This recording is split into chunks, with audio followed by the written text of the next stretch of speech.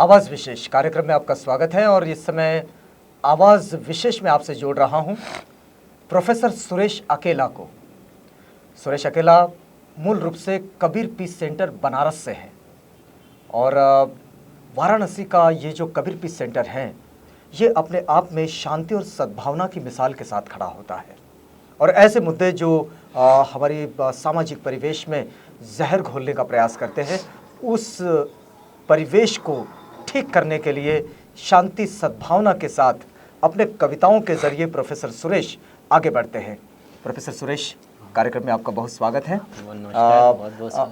मुझे बताइए सुरेश जी, बनारस की भूमि में जो भूमि मूल रूप से एक बहुलतावादी संस्कृति की भूमि रही है, सह अस्तित्व की संस्कृति की भूमि रही है, जिसे हम बहुत सामान्य शब्दों में कहें तो गंगा जमुनी तहजीब की भूमि रही है।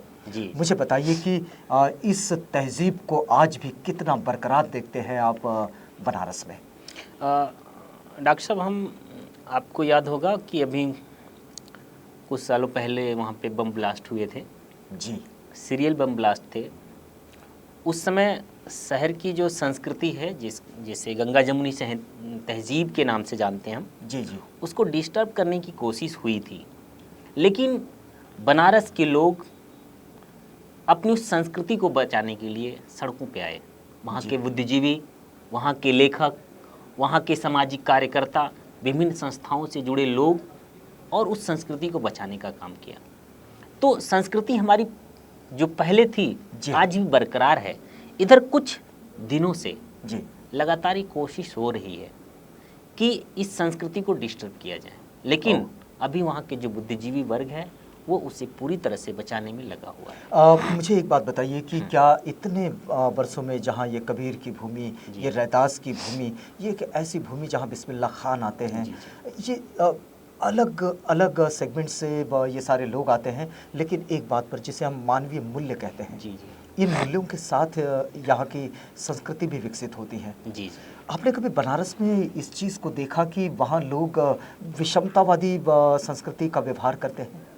आपको मैं नज़ीर बनारसी का शेर मुझे जहन में आ रहा है। जी जी, उन्होंने बहुत अच्छी बात लिखी गंगा जमुनी तहजीब को लेकर कि मैंने नमाजें पढ़ी हैं अक्सर, अच्छा, गंगा तेरे पानी से वज़ू करके। क्या बात है, क्या बात है।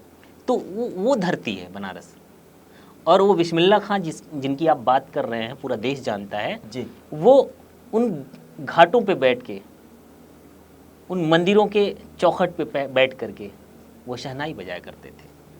वो संस्कृति है, लेकिन आज लोगों के दिमाग में वो बात शायद दूसरे रूप में आ रही है और वो डिस्टर्ब करना चाहते हैं, लेकिन ऐसा हो नहीं पाएगा जब तक लोग रहेंगे। जी जी, संस्कृति को बरकरार रखने वाले सोच रहेगी, वो डिस्टर्ब नहीं। मतलब जो वाराणसी सारनाथ की भूमि कहलाती है जी। और जहाँ से बुद्ध का संदेश, महावीर का संदेश, जो एक अहिंसा का संदेश जो वहाँ से निकलता है, उस संदेश को लेकर आप कबीर पीस सेंटर चलाते हैं।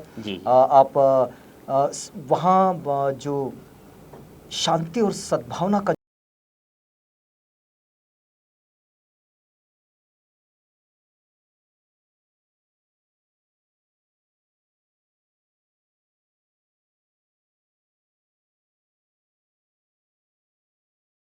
एक्चुअल का जो ग्रुप है जी, वो कभी नहीं चाहता कि ये शहर या शहर के जो माहौल है वो डिस्टर्ब हो। लेकिन अमूमन ये तो सभी जगह देखने को मिलता है। पूरे देश में अगर हम देखना चाहें तो बुद्धिजीवियों में एक वर्ग तो ऐसा है कि जो इन चीज़ों को रोकना चाहता है। जी, फिर वो कौन सी चीज़ें हैं जो इन सारी चीज़ों को बिखराव की स्थिति में लेकर आते हैं? ये वो लोग हैं जो धार्मिक सर्वोच्चता की भावना से ग्रसित है। अच्छा, सबसे बड़ा मुद्दा ये है कि हर धर्म में, हर संप्रदाय के कुछ लोग ऐसे हैं कि वो धार्मिक सर्वोच्चता की भावना से ग्रसित होकर वो मानते हैं कि हमारा धर्म ही सर्वश्रेष्ठ है और हमारे धर्म की डोमिनेंस होना चाहिए। अच्छा, और इसको लेकर के उनकी मन स्थिति बदलती है और दूसरे धर्म, दूसरे संप्रदाय के लोगों के खिलाफ एक मूवमेंट चलाने की इसमें कौन लोग सम्मिलित होते हैं? क्योंकि आप तो देखते हैं कि जो हम भी जानकारी रखते हैं, आप कई अंतरधर्मीय संवाद का आयोजन करते हैं और वहाँ लगभग सभी धर्मों के जो धर्म गुरु हैं वो अपनी बात को रख कर जाते हैं और सभी की बात जो है एक सह अस्तित्व की भावना के साथ उभर कर आती है। फिर ये कौन सी ताकतें हैं, ये कौन सी प्रवृत्ति है? जहाँ तक धर्म गुरुओं की बात है, हम लोगों ने बहुत बार सर्वधर्म समभाव के मंच पे सारे धर्म गुरुओं को बुलाया। जी जी। जहाँ तक उनकी बात है, वो कभी ऐसी बातें नहीं बोलते, लेकिन उनके जो फॉलोअर्स हैं, अच्छा। वो फॉलोअर्स शायद उनको खुद नहीं फॉलो करते हैं और अपनी अलग तरीके से, हमको लग रहा है कहीं बाहरी फोर्स के द्वारा वो मोटिवेट होते हैं। अगर धर्म गुरुओं से मोटिवेट होते तब तो स्थिति ही नहीं आती, तब तो वो ऐसा विक्षोभ नहीं होता। मतलब धर्म गुरु इसमें अलग रह जाते हैं और कोई दूसरी शक्तियां जो इन पर नियंत्रण करती हैं, इनको मोटिवेट करती हैं ऐसे काम को करने अच्छा अच्छा अच्छा। सुरेश जी, मुझे ये बात बताइए कि आप तो कविताओं के जरिए अपनी बात को रखने का प्रयास करते हैं। इस वक्त आप ये बहुलतावादी संस्कृति को प्रचारित प्रसारित करने में या फिर सह अस्तित्व की भावना को लोगों में प्रचारित करने में, लोगों में रूढ़ करने में आप कितना सहायकारी देख रहे हैं उसे? जहाँ तक कविताओं की बात है, कविता निश्चित रूप से, या साहित्य कह लें, समाज का दर्पण है। बिल्कुल, निश्चित रूप से, और समाज को दिशा देता है। जी हाँ। तो हमने अभी बहुत नज़दीक ही एक 4 पंक्तियाँ लिखी थी। अच्छा, क्या वो 4 पंक्तियाँ देंगे आप? ज़रूर। हाँ। कि जो ज़मीं पर उतर कर जिया ही नहीं, जो ज़मीं पर उतर कर जिया ही नहीं, जो जहर ज़िंदगी का पिया ही नहीं। अच्छा। कैसे ज़माना याद करेगा उसे जो दूसरों के लिए कुछ किया ही नहीं। ओहो हो, जो दूसरों के लिए कुछ किया ही नहीं, उसे तो कैसे ज़माना याद करेगा? ज़माना याद करेगा जो ज़मीन पे नहीं उतरे। ज़मीन का मतलब सच्चाई से जो वाकिफ़ नहीं हुआ, जी, जो वास्तविकता से वाकिफ़ नहीं हुआ, फिर तो उसका जीवन ही बेकार है। और जो सच्चाई से वाकिफ़ होगा वो इस खुराफात में कभी इन्वॉल्व नहीं होगा। जो कि कबीर साहब भी कहते हैं कि भाई पोथी पढ़कर तो कोई पंडित हो नहीं पाएगा, उसको तो बस प्रेम की भाषा के साथ आगे बढ़ना होगा। आप कबीर को कितना देख पाते हैं इस वक्त बनारस की भूमि में? मुझे लगता है कबीर खोए तो नहीं कह सकते। अच्छा। जैसे मैं सांख्य दर्शन की बात मुझे याद आ रही है। जी जी जी। वो कहता है जो रियलिटी है और ज्ञान है, जो, जी हाँ, ज्ञान अपने आप में है, बस थोड़ा सा पर्दा पड़ा होता है। जी, सच्चाई पे पर्दा पड़ा होता है, उस पर्दे को हटाना ही ये नॉलेज है, ज्ञान है। बिल्कुल बिल्कुल बिल्कुल। तो वो जो कबीर है वो है, थोड़ा सा लोगों ने पर्दा डाल दिया है। अच्छा। या इग्नोर कर रहे हैं। जिंदा तो आज भी है अपने कार्यों से, अपने शब्दों से, लेकिन उनका रूप कहीं बदल गया है। थोड़ा सा लोगों ने बदला है। अच्छा। क्योंकि महापुरुष कभी बदलता नहीं, उसकी वाणी नहीं बदलती। बिल्कुल बिल्कुल। तो वही है। अच्छा, रैदास को कितना देख पाते हैं? हाँ, रैदास की बात जब आती है तो थोड़ा सा बनारस में रैदास को लेकर के, हाँ, जब से ये पंजाब के लोग, हाँ, बनारस में आए, जी जी, और ये इनफैक्ट उन लोगों ने ही रैदास को वहाँ से काफ़ी प्रचारित किया। जी जी। लेकिन बनारस के लोग उतना रैदास को नहीं मानते जितना कि पंजाब के लोग आकर के उनके प्रति श्रद्धा, उनके प्रति अपनी आस्था प्रकट करते हैं। जी। लेकिन बनारस के या बनारस के अगल बगल के लोग शायद उनको उतने ढंग से जान नहीं पाए हैं। इसलिए उनके क्या ऐसा लगता है कि वक्त के साथ ये सारी चीज़ें फीकी पड़ गई? फीकी तो नहीं कहेंगे, लेकिन लोगों में मतलब उनको लेकर वो चेतना नहीं आ रही है। वहाँ के प्रॉपर जो लोग हैं, शायद उनके काम को, उनके विचार को वो समझ नहीं पा रहे हैं।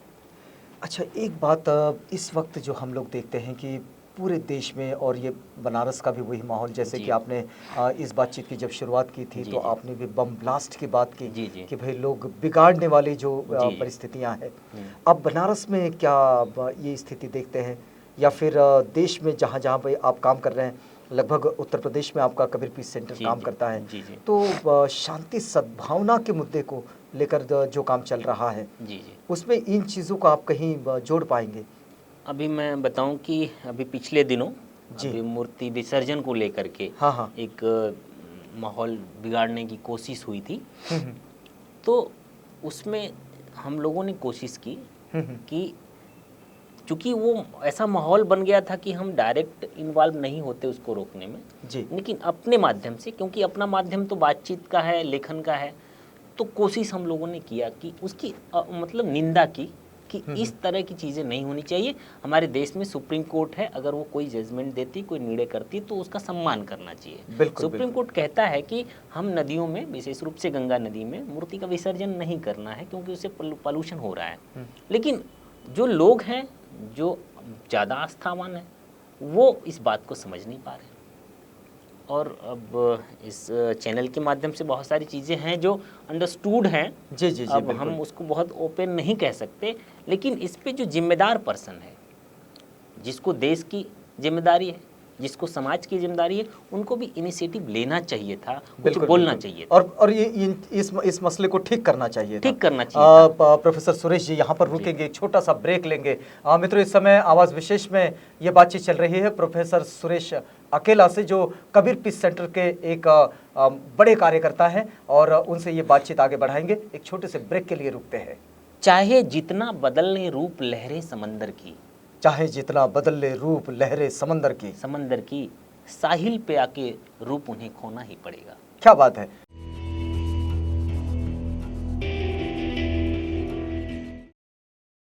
आवाज़ विशेष कार्यक्रम में पुनः एक बार आपका स्वागत है। और इस समय आवाज़ विशेष में हमने आपके साथ जोड़े रखा है प्रोफेसर सुरेश अकेला को, जो एक कवि तो है ही, लेकिन एक बेहतर एक्टिविस्ट है, जो कबीर पीस सेंटर के माध्यम से शांति और सद्भावना के मुद्दे पर अपने कविताओं के जरिए प्रहार करते हैं और काम करते हैं। मतलब ऐसा प्रहार कि जो शांति और सद्भावना को प्रचारित और प्रसारित करें। प्रोफेसर साहब, आप जो कह रहे थे कि लेखक और साहित्यकारों की जो भूमिका है वो तो अपनी भूमिका निभाते हैं, लेकिन मुझे एक बात जो समझ में नहीं आती वो ये है कि यदि साहित्यकार जब अपना काम कर रहे हैं, यदि बुद्धिजीवी अपना काम कर रहे हैं, और बावजूद इसके एक दूसरी ताकत जो कि शांति और सद्भावना को बिगाड़ने के लिए, उसे खराब करने के लिए, उसे कमज़ोर बनाने के लिए काम करती है, तो क्या इनका संगठन कम पड़ जाता है, इनका काम कम पड़ जाता है?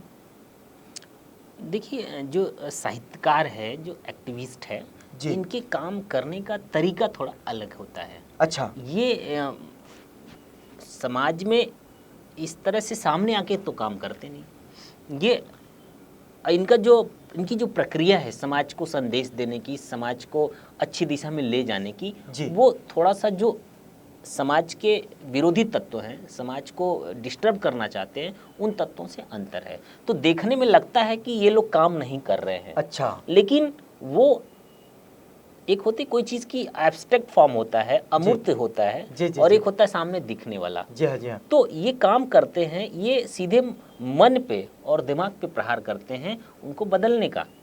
और वो क्या करते हैं, वो शरीर पर प्रभाव करते हैं, वो चीज़ों को नुकसान करके अपनी भावनाओं को व्यक्त करते हैं, तो वो दिखने लगती है चीज़ें।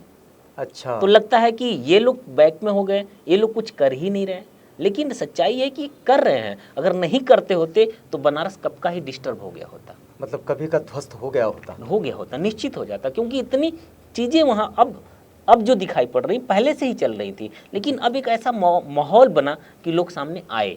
अच्छा, एक दूसरी बात मैं प्रोफेसर साहब आपसे जानना चाह रहा हूँ कि जो चीज़ें जिसे हम कहते हैं कि ये दो धर्मों के बीच, दो विचारधाराओं के बीच जो समन्वय बनाती हैं, और इसके बीच आप काम करते हैं, तो वो कौन सा तत्व है जिसको आप लेकर लोगों के बीच जाते हैं और लोग उसे स्वीकारते भी हैं? ये तत्व है उन धर्मों के मूल्य। अच्छा। क्योंकि देखिए, कोई धर्म है ना, तो उसके दो पार्ट होते हैं, दो भाग होते हैं जी। एक होते हैं दिखने वाले भाग, और एक होते हैं उसके अंदर न दिखने वाले भाग। अर्थात एक प्रतीक होता है और एक मूल्य होता है। अच्छा। प्रतीक जैसे मंदिर, मस्जिद, गुरुद्वारा, चर्च, झंडा और कपड़े, बहुत सारी चीज़ें होती हैं। और एक होते हैं कि मूल्य। हमारा जो आज समाज में एक वैमनस्यता का भाव है धर्म को लेकर, एक जो मन में एक तरह से विरोधी भाव आता है, वो होता है ये कि हम मूल्यों पे पूरा ध्यान नहीं देते। मूल्यों को, जो धर्म के मूल्य है उसको एक तरफ कर दिए, हम प्रतीकों पे लड़ने लगे। ओहो। हमारी मंदिर नहीं टूटनी चाहिए, हमारी मस्जिद नहीं टूटनी चाहिए, हमारे गुरुद्वारे को कोई चोट न पहुंचाए। तो ये तो बाहरी ही चीज़ें हैं। और जो मूल्य हैं, जब हम मूल्यों पे जाएंगे तो देखेंगे सारे मूल्य एक हैं। अच्छा। सारे मूल्य मानवता की बात करते हैं। तो हम मेन चीज़ तो धर्म के छोड़ दिए। तो हम जो काम करते हैं, जैसा कि आपका प्रश्न है, हम उन मूल्यों पे काम करते हैं कि हम ये मूल्य बरकरार रहेंगे तो सारे लोगों की मेंटलिटी मतलब जो धर्मों की मूल है, जिसको जी। जिसको मानवीय मूल्य कहा मानवीय जाए। मूल्य, जैसे मैत्री, जैसे करुणा, जैसे प्रेम, जैसे धार्मिक सद्भाव, मानवता, जी। ये हमारे मूल्य हैं। मतलब एक दूसरे के साथ जुड़ने वाले, एक मनुष्य की गरिमा को दूसरे मनुष्य की गरिमा ने समझे जी। सारे धर्म ही कहते हैं।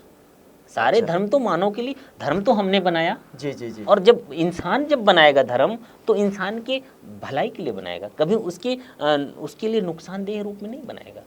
तो मूल्य तो एक है, चाहे वो जो भी धर्म हो। अच्छा, इन मूल्यों को लेकर कोई कविता आपकी आई है?